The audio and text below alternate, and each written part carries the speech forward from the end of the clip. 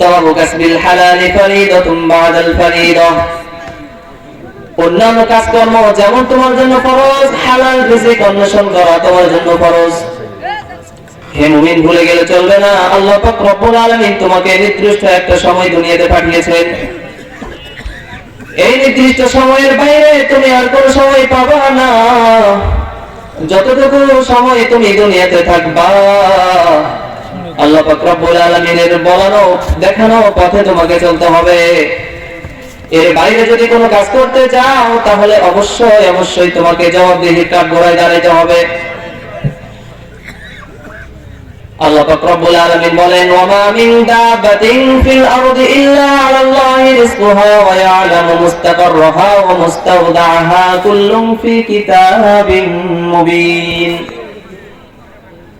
আল্লাহ পাক রব্বুল আলামিন এই সমস্ত দুনিয়ার ভিতরে যত বিচরণশীল যত জীব রয়েছে, সমস্ত প্রাণীকুলের দায়িত্ব আল্লাহ পাক রব্বুল আলামিন নিয়েছেন।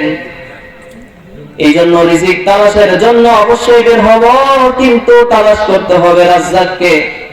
রিজিকের পিছনে যারা দৌড়াচ্ছেন, রাজ্জাককে ধরেন, রাজ্জাক তিনি আমাদের রিজিক দান করবেন। আসসালামু আলাইকুম ওয়া রাহমাতুল্লাহি ওয়া বারাকাতুহু।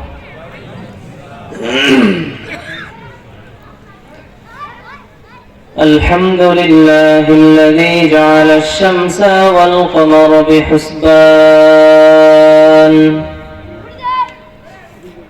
والنجم والشجر يسجدان وفضل زمانا على زمان كما فضل مكانا على مكان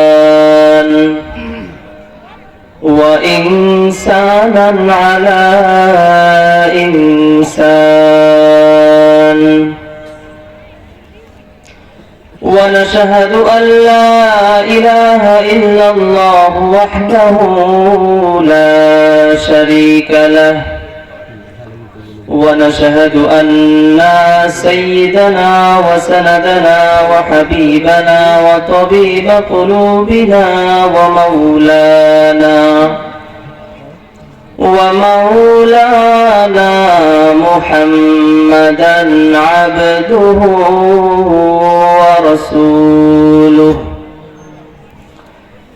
صلى الله تعالى عليه وعلى آله وأصحابه وبارك وسلم تسليما كثيرا كثيرا. أما بعد، فأعوذ بالله من الشيطان الرجيم. بسم الله الرحمن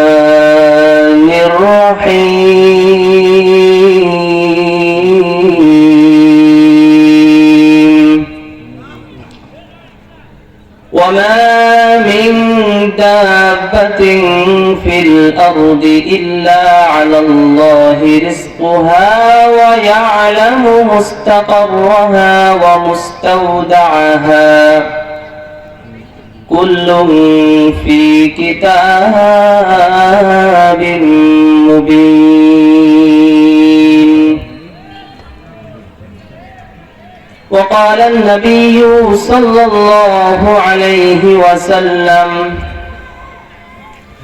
طلب كسب الحلال فريضة بعد الفريضة. صدق الله العلي العظيم.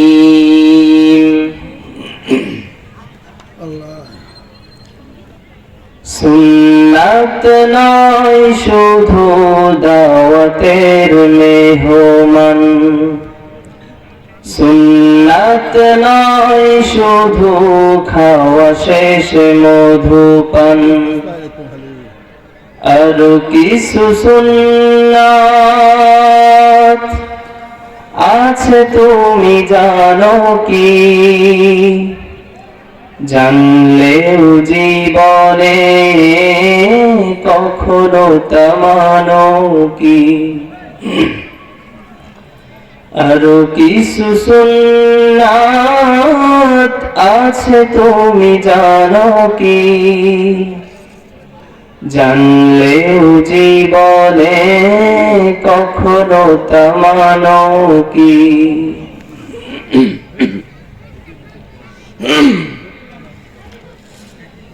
সুন্নাত শুধু নয় মাজলুম সহায়ক, সুন্নাত হুদের জালিমের প্রতিরোধ,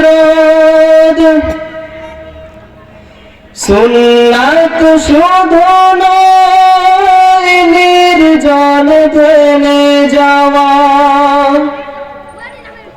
আর সুন্নাত হলো পাথরের আঘাত খাওয়া। চিল্লা বলে ঠিক কিনা? মোহাব্বতে তার দুদিনের সাথী তুমি, দুর্দিনেও তার পাশে থাকো কি,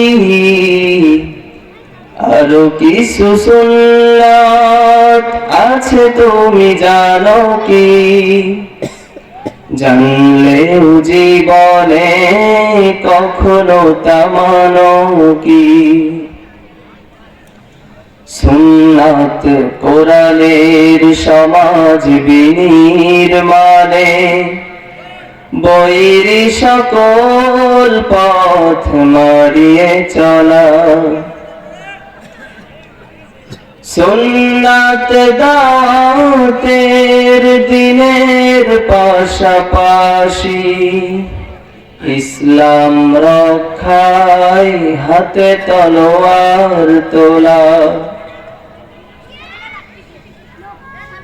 সুন্নাত শুধু নয় নমনীয় ব্যবহার,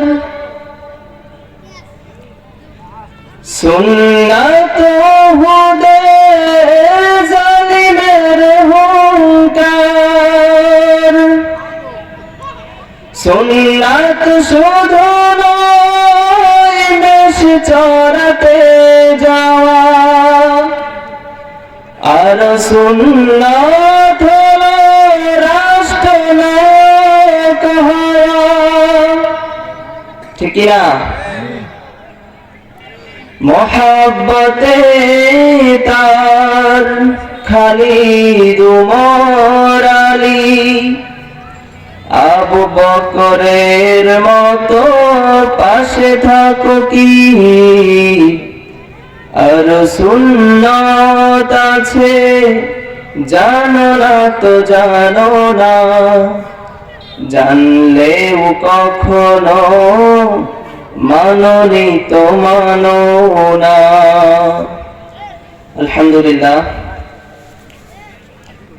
আজকের আয়োজিত মাহফিলের মুহতারাম সদর, সম্মানিত সভাপতি, উপস্থিত বুজুর্গ উলামায়ে কেরাম,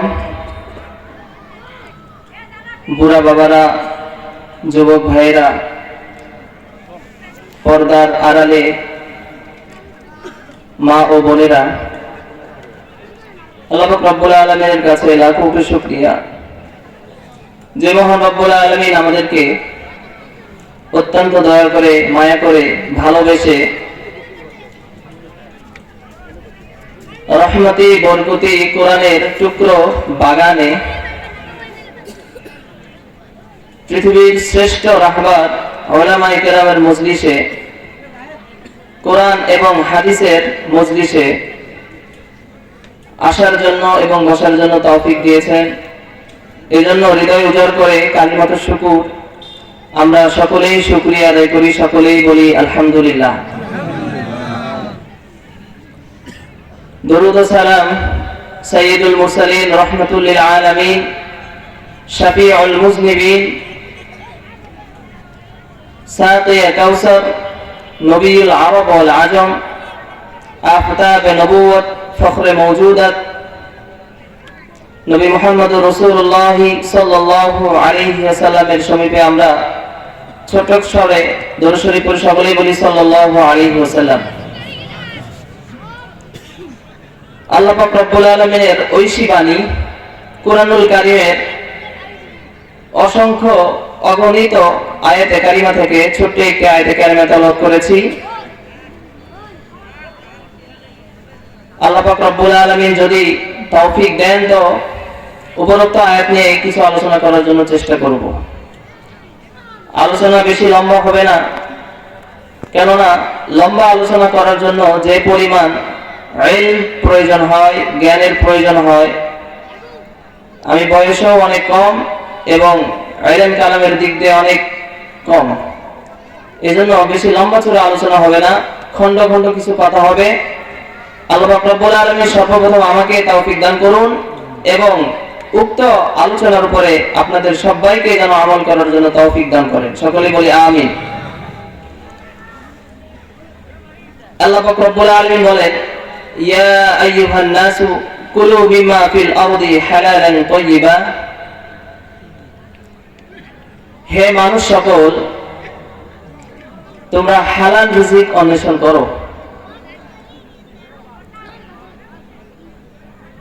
হালাল রিজিক কেন অন্বেষণ করতে বললেন? মুফাসসিরিনে কেরাম বলেন, হালাল রিজিক অন্বেষণ এই জন্য করতে হবে, কোন মুমিন যদি, কোন মুসলমান যদি হালাল রিজিক ভক্ষণ করে তাহলে তার ইবাদতের একটা যোগসূত্র তৈরি হয় হালাল রিজিক থেকে। কোন মানুষ যদি হালাল রিজিক ভক্ষণ করে তার এই ভক্ষণের কারণে তার শরীরে যতগুলো শক্তি সঞ্চয় হয়,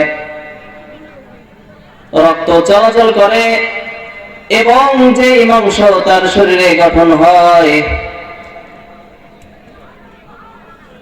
এই রক্ত এবং মাংসপেশি নিয়ে সে যখন চলাফেরা করে, এই শরীর নিয়ে সে যখন দুনিয়াতে চলাফেরা করে, তখন তার ইবাদতের একটা গ্রহণযোগ্যতা তৈরি হয়ে যায়। পক্ষান্তরে যারা হারাম রিজিক অন্বেষণ করে এবং হারাম রিজিক দ্বারা ভক্ষণ করে, এই সমস্ত মানুষও পৃথিবীর বুকে তারাও চলাচল করে,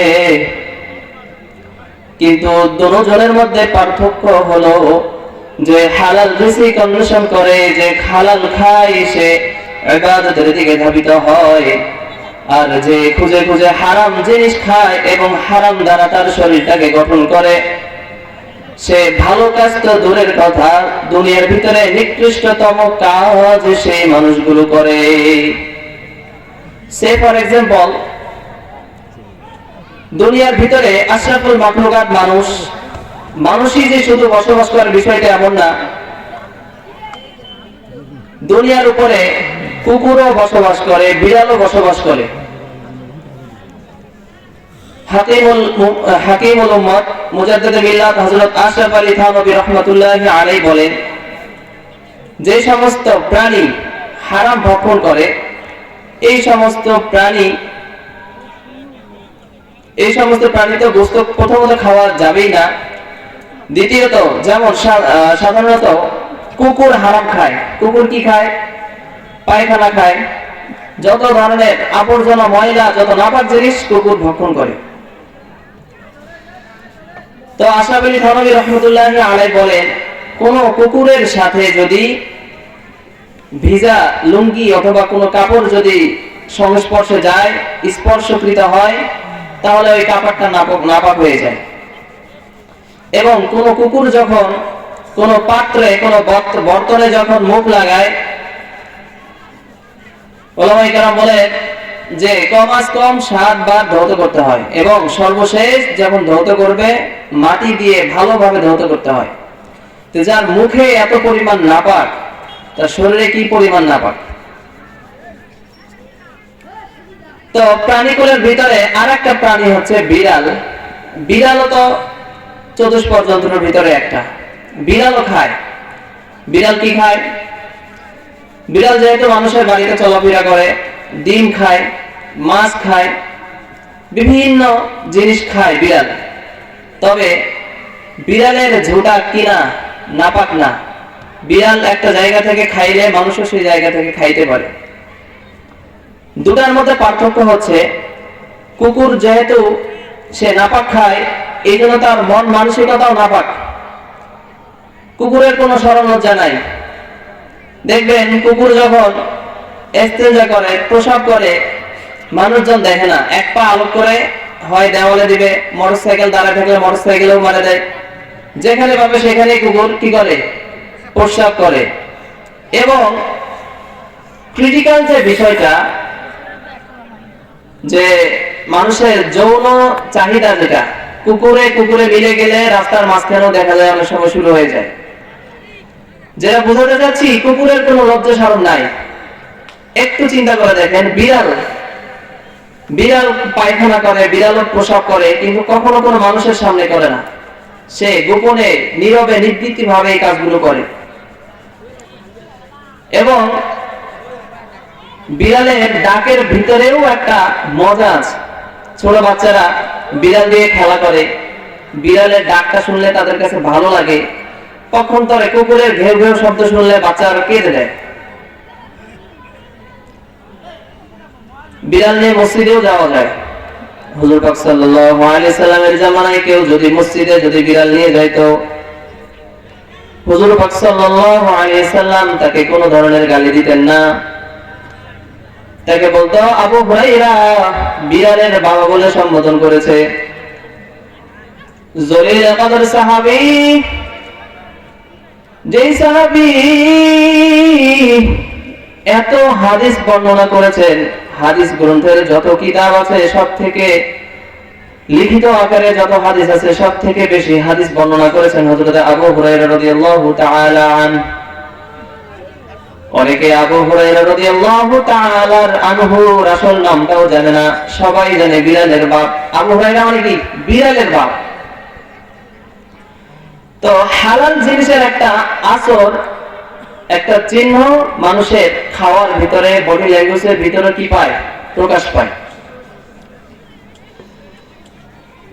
সামান্য পশু পাখি যদি এমন হয়, আশরাফুল মাখলুকাত, যাদেরকে আল্লাহ পাক রব্বুল আলামিন দুনিয়াতে শ্রেষ্ঠ জীব হিসেবে দুনিয়াতে পাঠিয়েছেন, মানুষ যদি হারাম খায়, মানুষ যদি সুদ খায়, তাহলে ওই মানুষটা পৃথিবীর সবার থেকে নিকৃষ্ট হয়ে যায়।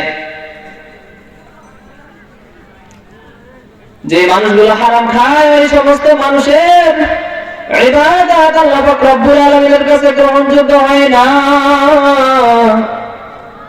এই সমস্ত মানুষ আল্লাহ পাক রব্বুল আলামিনের কাছে যখন দুই হাত তুলে দোয়া করে, তখন কবুল হয় না।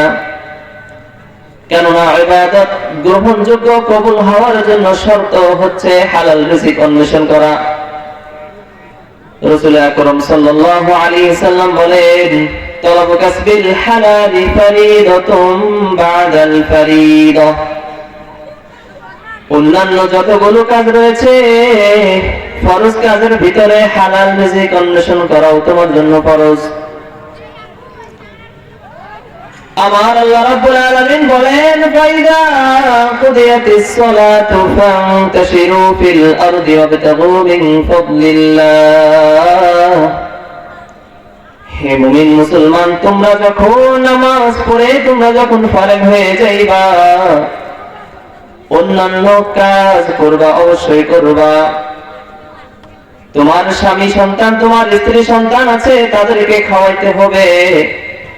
ফাইদা কুদিয়াতিস সালাতু ফান্তাশিরু ফিল আরদি ওয়াবতাগু মিন ফাদলিল্লাহ।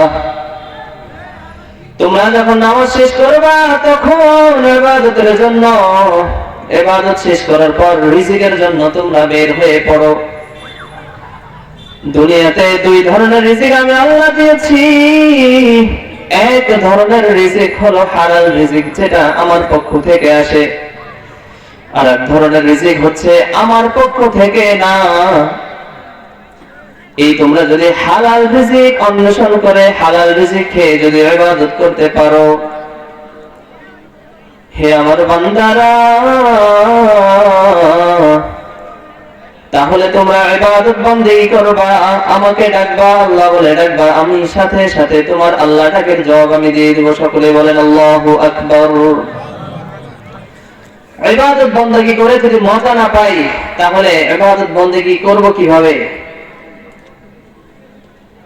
হাজ্জাজ বিন ইউসুফের নাম শুনেনি এমন কেউ নাই। হাজ্জাজ বিন ইউসুফের একটা ঘটনা। হাজ্জাজ বিন ইউসুফ এত বড় খারাপ ছিল, তিনি হাজার হাজার নয় লাখ লাখ কোরআনের হাফেজকে, উলামায়ে কেরামকে কতল করে দিয়েছেন, হত্যা করেছেন। এত বড় খারাপ জঘন্য একটা ব্যক্তি ছিল। তো হাজ্জাজ বিন ইউসুফকে যখন জিজ্ঞেস করা হয়েছিল যে আপনি এত খারাপ কাজ করেন, আপনার কি আল্লাহর ভয় লাগে না? কখনো যদি বদদোয়া, কারো বদদোয়া যদি কবুল হয়ে যায়, তখন কি করবেন? হাজ্জাজ বিন ইউসুফ উত্তর দিয়েছিল, এরা যারা আছে উলামায়ে কেরাম, এদের বদদোয়া আমার লাগবে না। তখন প্রশ্নকারী তো অবাক হয়ে গেল, কেন লাগবে না?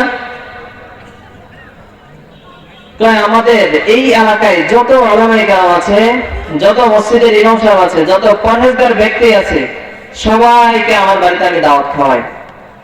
দাওয়াত খাওয়ানোর সাথে দোয়া কবুল হবে না, এটার মানে কি? পার্থক্য কোথায়? তো এই সমস্ত উলামায়ে কেরামকে আমি যখন আমার বাসায় যখন দাওয়াত করে খাওয়াই, তখন এদেরকে আমি হালাল কোনো খাবার দেই না, হারাম খাবার দেই। কিভাবে? তো আমার একটা টিম আছে, এই টিমটা মরুভূমিতে গিয়ে ছাগলের পাল, তারপরে দুম্বার এই পাল, এগুলা ধরে নিয়ে চলে আসে অন্যায় ভাবে, রাখালকে মেরে দিয়ে এগুলা ধরে নিয়ে চলে আসে, এবং এটা থেকে জবাইকৃত গোশত এরা আমি আমার এলাকার উলামায়ে কেরামদেরকে আমি খাওয়াই। আসলে কাফের মুশরিকও জানে যে হারাম ভক্ষণ করলে আল্লাহ তাআলার সাথে কোনো সংযোগ থাকে না। তো হাজ্জাজ বিন ইউসুফ বলে, তো এই কাজটা যখন আমি করছি, তখন এতটুকু আমার ইয়াকিন আছে যে আল্লাহর এই সমস্ত ব্যক্তিরা যদি কেউ বদদোয়া করে, তাহলে এদের বদদোয়া আমার লাগবে না। কত বড় একটা কথা! সে বুঝলো কিভাবে? এবং তাকে যখন বলা হলো যে আচ্ছা, যারা আসবে না তারা বদদোয়া করলে কি করবেন?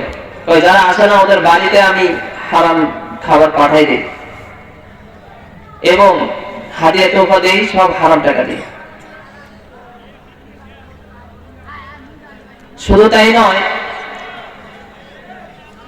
বর্তমানে সুদ ব্যবস্থা, সুদ অর্থনীতি আমাদের এলাকাতে, আমাদের দেশে যেভাবে প্রভাব ফেলেছে, আমরা যে বা যারাই চাই না কেন যে আমার ফ্যামিলিতে কোনোভাবে আমি সুদের কোনো কারবার আমি অ্যাকসেপ্ট করব না, আপনি বললে হবে না।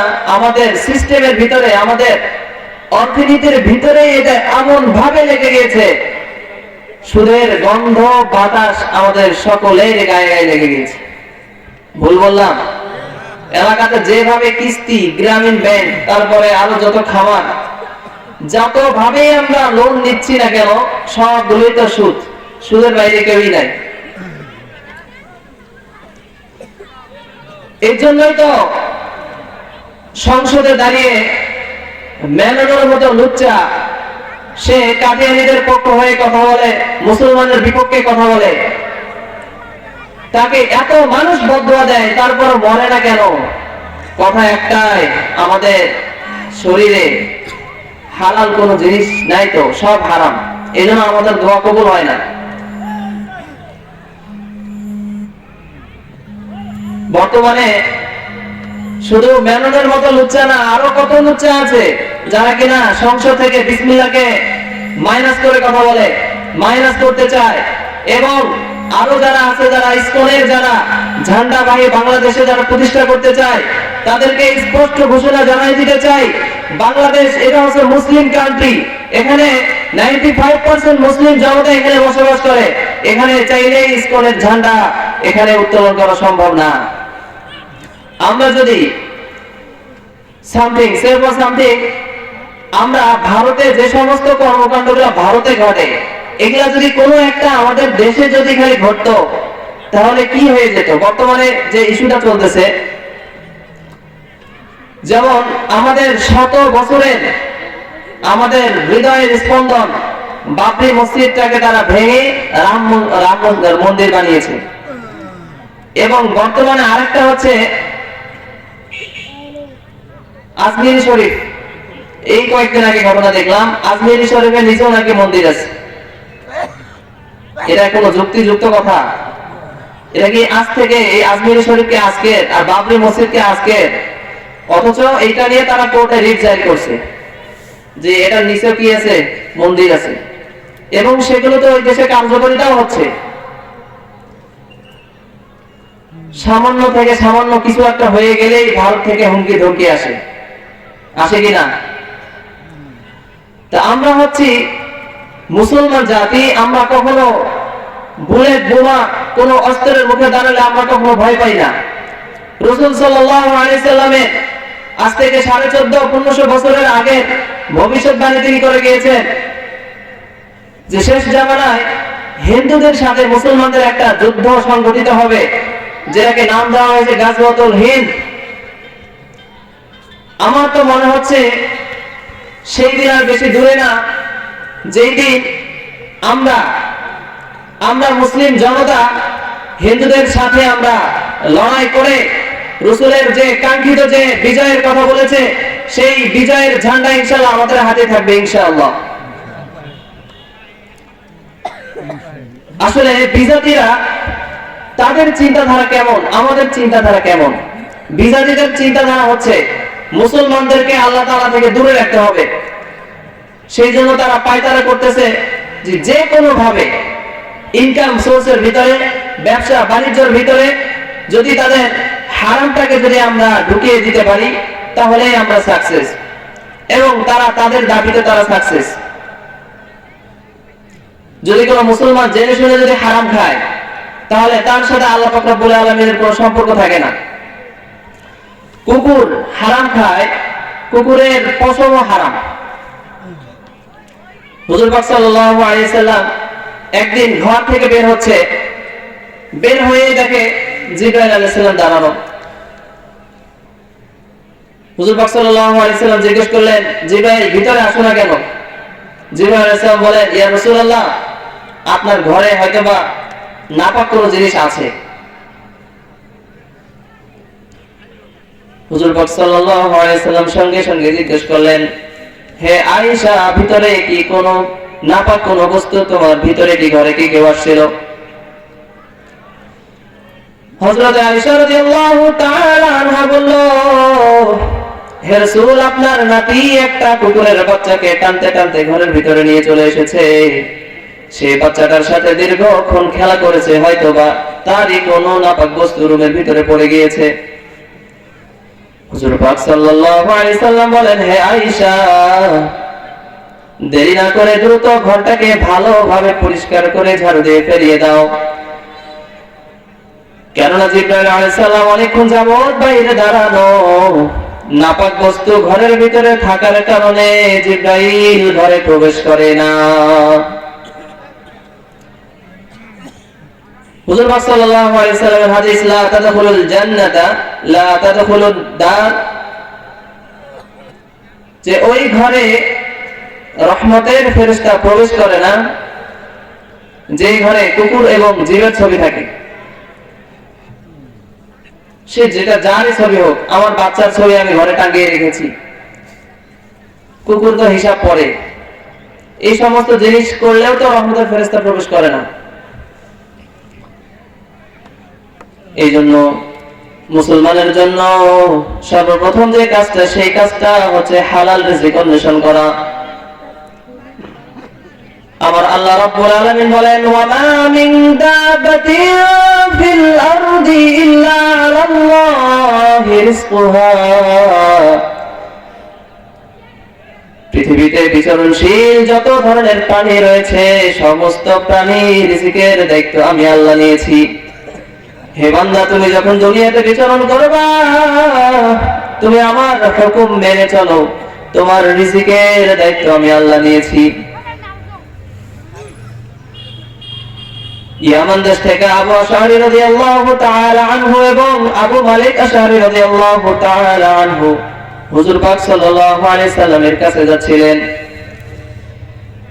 পথিমধ্যে সমস্ত খাবার শেষ হয়ে গেল, পানিও সব শেষ হয়ে গেল। একজনকে মুখপাত্র বানিয়ে হুজুর পাক সাল্লাল্লাহু আলাইহি সাল্লামের সমীপে পাঠালেন। গিয়ে হুজুর পাক সাল্লাল্লাহু আলাইহি সাল্লামকে আমাদের দুর্দশার কথা জানায়া দাও। গিয়ে বলো আমরা একটা কাফেলা এসেছি, যে কাফেলার কাছে কোনো খাবার দাবার কোনো কিছুই নাই, আর আমাদের পথ এতটা বেশি আছে এখনো, এই না খাওয়া শরীর নিয়ে আমরা আর সামনে আগাইতে পারবো না। ওই কাফেলার মধ্য থেকে একজন হুজুর পাক সাল্লাল্লাহু আলাইহি সাল্লামের কাছে চলে গেলেন এবং হুজুর পাক সাল্লাল্লাহু আলাইহি সাল্লামের দরজায় গিয়ে দাঁড়ালেন। হুজুর পাক সাল্লাল্লাহু আলাইহি সাল্লাম কোরআনুল কারীম থেকে পড়তেছেন, ওয়া মা মিন দাবাতিন ফিল আরদি ইল্লা আলাল্লাহি রিজকুহা ওয়া ইয়ালামু মুস্তাকাররাহা وَيَعْلَمُ مُسْتَقَرَّهَا وَمُسْتَوْدَعَهَا كُلٌّ فِي كِتَابٍ مُبِينٍ। আমরা তো বাঙালি কোরআনের অর্থ জানি না, কিন্তু আরব আমিরাতের লোক সবাই কোরআনের অর্থ জানে। সে দ্বিতীয়বার রাসূলের কাছে গিয়ে কোনো প্রশ্ন না করে সঙ্গে সঙ্গে সেখান থেকে প্রত্যাবর্তন করে তার কাফেলার কাছে গিয়ে বললেন, হে আশারি গোত্রের লোক, হুজুর পাক সাল্লাল্লাহু আলাইহি সাল্লাম সুসংবাদ দিয়েছেন, তোমাদের রিজিকের দায়িত্ব নিয়েছেন আমার আল্লাহ। তারা তো হুজুর পাক সাল্লাল্লাহু আলাইহি সাল্লামের উপর ভরসা করে অনেকক্ষণ যাবত বসে আছে। কিয়ামত অবস্থায় কে জানি দুইজন লোক খানসা ভর্তি রুটি এবং গোশত নিয়ে হুজুর পাক সাল্লাল্লাহু আলাইহি সাল্লামের পক্ষ থেকে না তারা এই কথাটা মনে করে তাদের কাছে আসলেন। তারা সমস্ত রুটি এবং গোশত ভালোভাবে পেট ভরে খাওয়া দাওয়া করলেন এবং অবশিষ্ট আরো অনেকগুলো রুটি এবং গোশত রয়ে গেল। তারা সেই খাবারগুলো নিয়ে হুজুর পাক সাল্লাল্লাহু আলাইহি সাল্লামের কাছে গেলেন এবং জানালেন, ইয়া রাসূলুল্লাহ, ইয়া হাবিবাল্লাহ, আপনি আমাদের কাছে যেই পরিমাণ খাবার পাঠিয়েছেন, আমরা খাওয়ার পরে পর্যাপ্ত পরিমাণ খাবার বেঁচে গিয়েছে।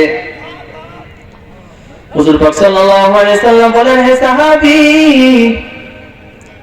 আজকের দিনে আমি তো এমন কোথাও খাবার পাঠাই নাই, তোমরা কোন জায়গা থেকে খাবার সংগ্রহ করলা? হুজুর পাক সাল্লাল্লাহু আলাইহি সাল্লামকে বিস্তারিত ঘটনা খুলে বলা হলো।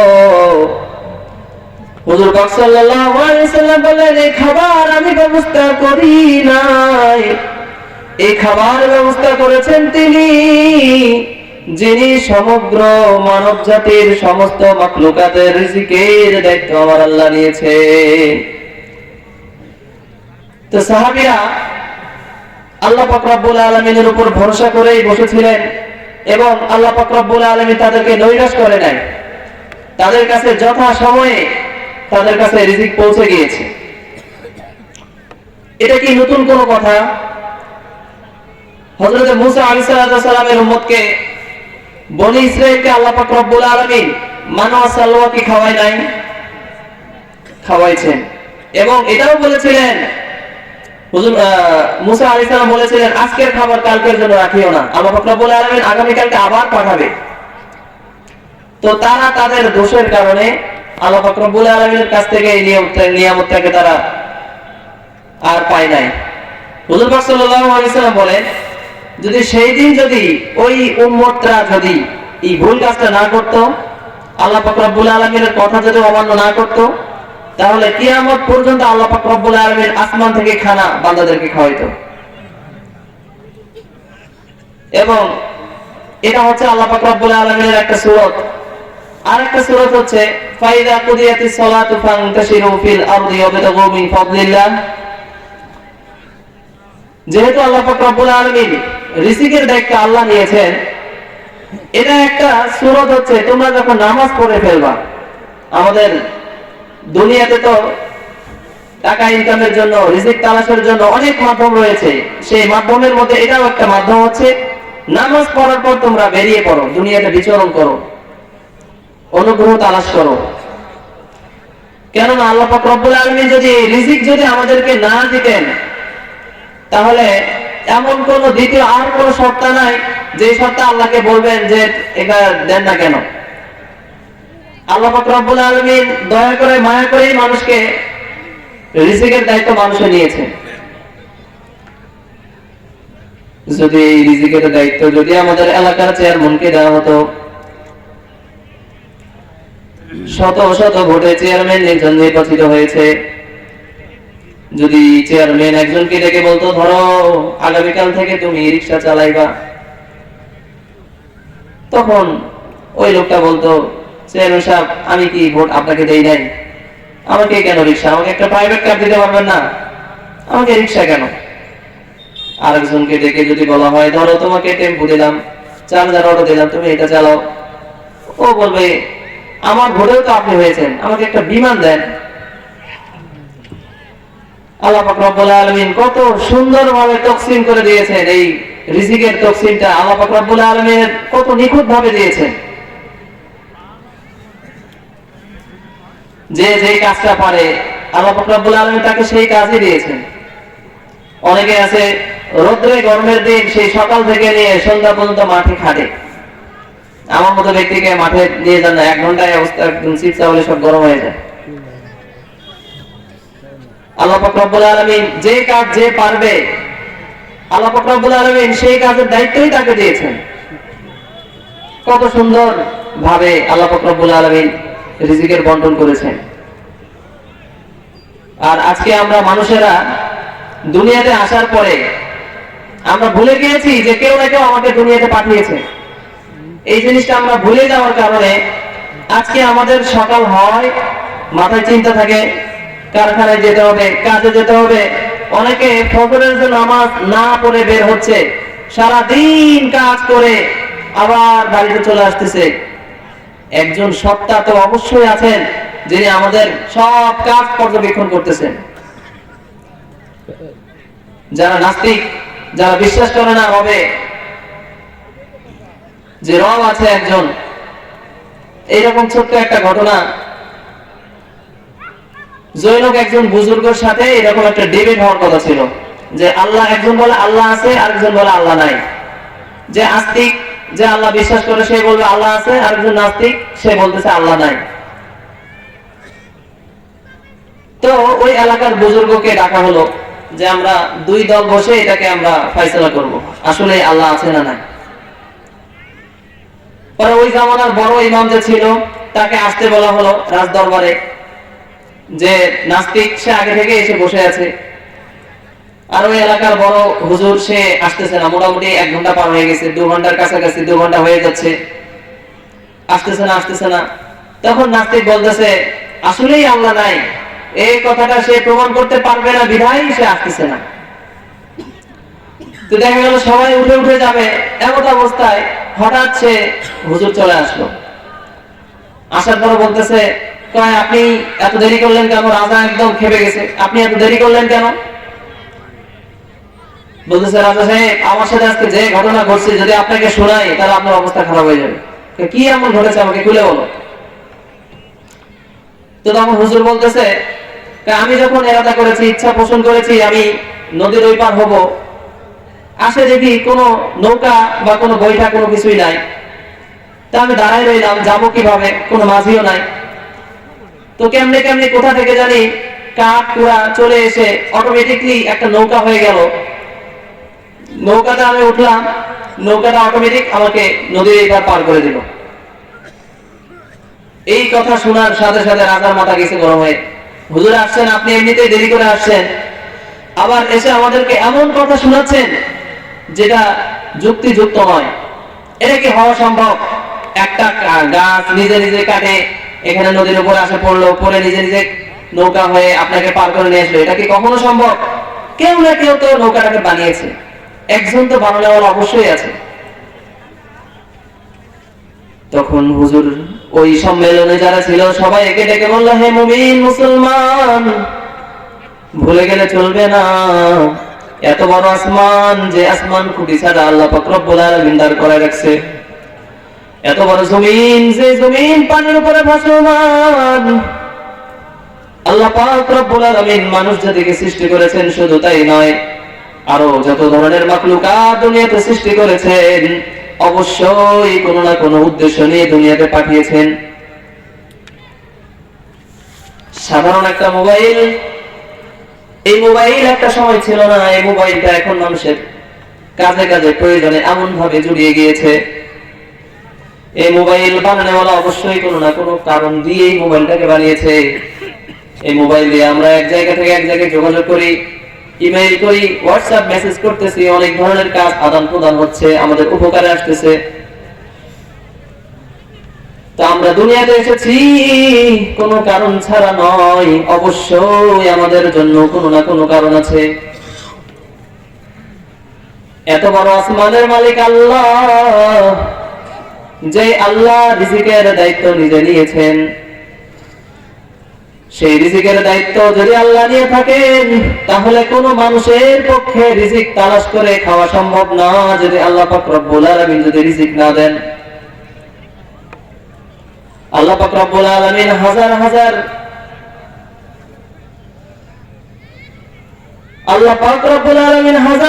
মানুষকে আল্লাহ পাক রব্বুল আলামিন নিজেকে রিজিকের জন্য দুনিয়াতে বাঁচিয়ে রেখেছেন। এই সমস্ত রিজিক যদি আমাদেরকে আল্লাহ পাক রব্বুল আলামিন না দিতেন, তাহলে আমরা কেউ বেঁচে থাকতাম না। পূর্বে যে কথাটা বলেছিলাম, মানুষকে আল্লাহ পাক রব্বুল আলামিনের কাছ থেকে পৃথক করার মূল কারণ হচ্ছে হারাম রিজিক। এই হারাম রিজিক যারা বর্জন করবে না, তাদেরকে পদে পদে আল্লাহ পাক রব্বুল আলামিনের সাথে দুশমনি মূর্ণিত হবে। এই জন্য সম্মানিত হাজিরিন, আমাদের মূল যে লক্ষ্য এবং উদ্দেশ্য, ভিশন এবং মিশন যেটা রয়েছে, সেটা হচ্ছে আমাদেরকে হালাল রিজিক অন্বেষণ করতে হবে। হালাল রিজিক আসলে ইবাদতের ভিতরে কিভাবে এক্সিস্ট করে, দেওবন্দ মাদ্রাসার একটা ঘটনা।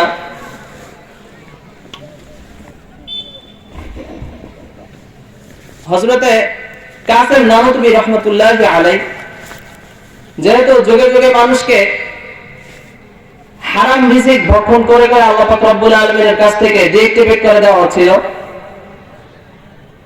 ওই সুরতে আল্লাহ পাক রব্বুল আলামিন দুনিয়াতে এমন কিছু মানুষকে আল্লাহ পাক রব্বুল আলামিন প্রেরণ করেছেন, যারা কিনা গন্ধ শুনলেও বুঝতে পারতো যে এই খাবারটা হালাল নাকি হারাম।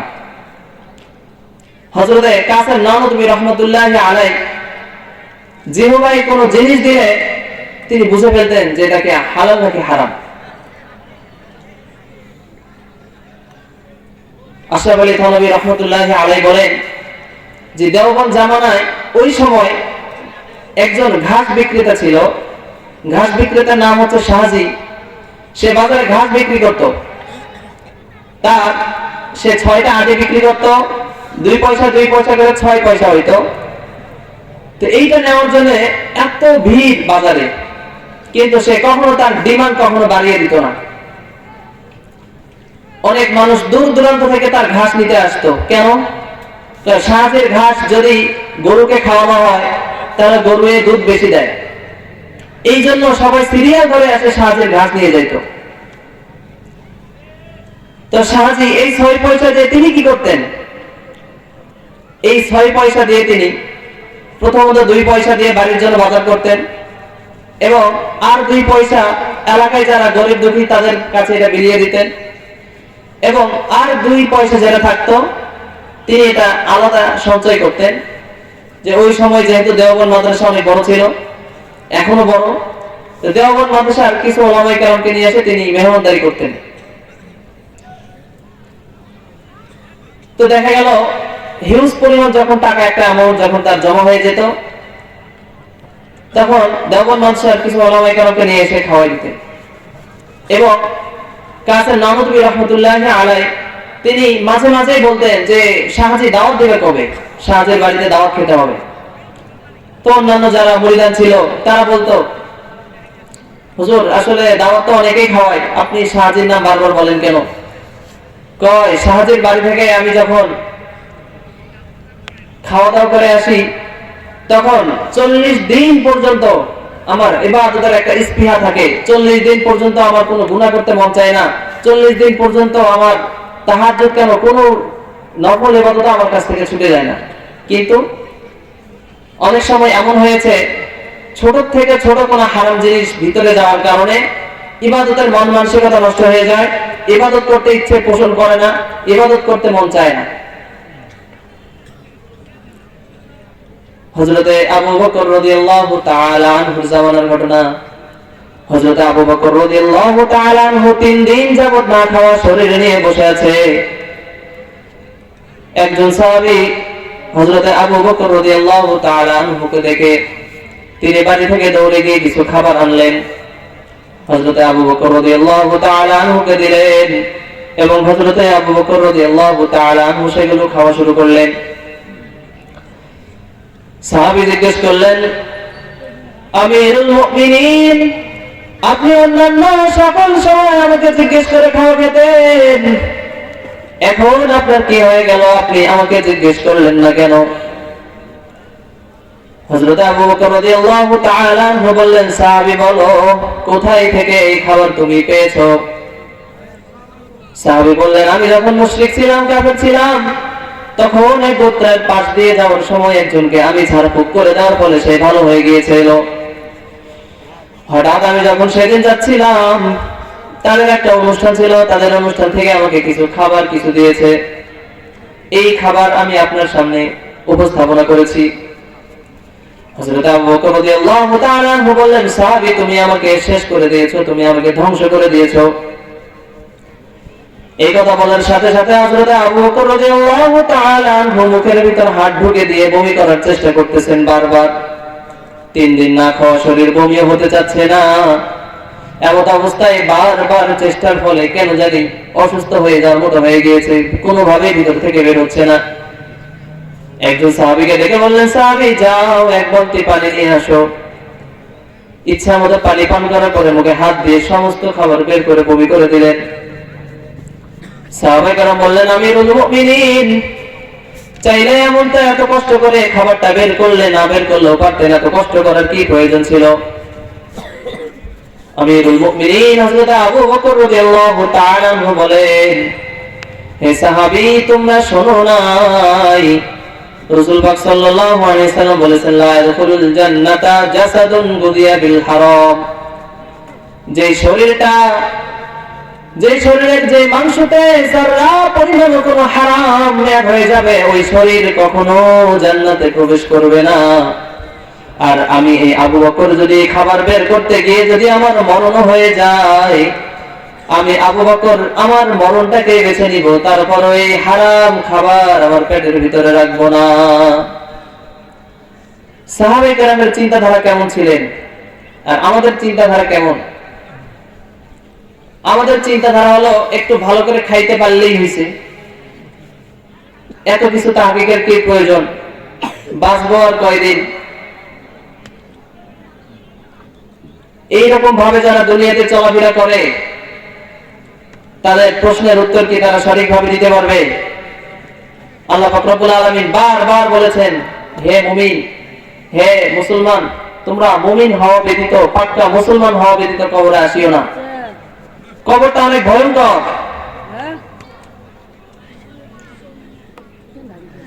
সাহাবায়ে কেরাম তো তাদের ঈমান এত কঠিন ছিল, এত শক্ত ছিল, তারপরও প্রত্যেকজন সাহাবী একজনের সাথে একজন দেখা হলে তারা বলতো যে, হে আমার ভাই, চলো আমাদের ঈমানটাকে আমরা নবায়ন করি, নতুন করি।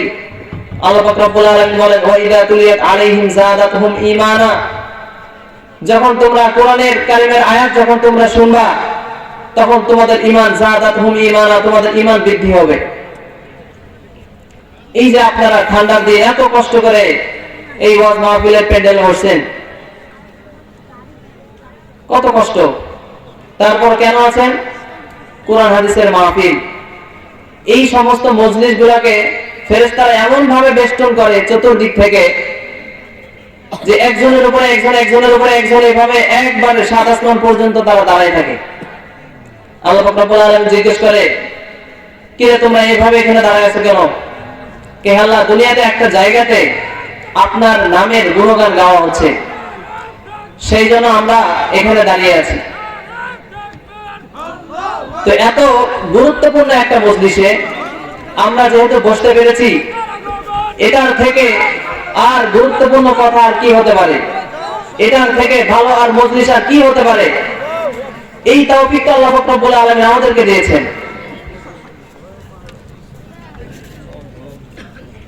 এই জন্য আমাদের যেটা করণীয়, আমাদের জীবনে চলার পথে আমাদেরকে আমাদের ইবাদত বন্দেগী তো অবশ্যই কন্টিনিউ করব। এর পাশাপাশি ইবাদত যখন শেষ হয়ে যাবে, আমরা আমাদের যখন রিজিক অন্বেষণের দিকে যখন বের হব, অবশ্যই অবশ্যই হালাল রিজিক অন্বেষণ করতে হবে। তাওয়াবু কাসবিল হালালি ফরিদাতুম বাদাল ফরিদা। অন্যান্য কাজকর্ম যেমন তোমার জন্য ফরজ, হালাল রিজিক অন্বেষণ করা তোমার জন্য ফরজ। হে মুমিন, ভুলে গেলে চলবে না, আল্লাহ পাক রব্বুল আলামিন তোমাকে নির্দিষ্ট একটা সময় দুনিয়াতে পাঠিয়েছেন। এই নির্দিষ্ট সময়ের বাইরে তুমি আর কোনো সময় পাবা না। যতটুকু সময় তুমি দুনিয়াতে থাকবা, আল্লাহ পাক রব্বুল আলামিনের বলানো দেখানো পথে তোমাকে চলতে হবে। এর বাইরে যদি কোনো কাজ করতে যাও, তাহলে অবশ্যই অবশ্যই তোমাকে জবাবদিহির কাঠগড়ায় দাঁড়াইতে হবে। আল্লাহ পাক রব্বুল আলামিন বলেন, ওয়া মা মিন দাবাতিন ফিল আরদি ইল্লা আলাল্লাহি রিজকুহা ওয়া ইয়ালামু মুস্তাকাররাহা ওয়া মুস্তাওদাআহা কুল্লুম ফি কিতাবিন মুবিন।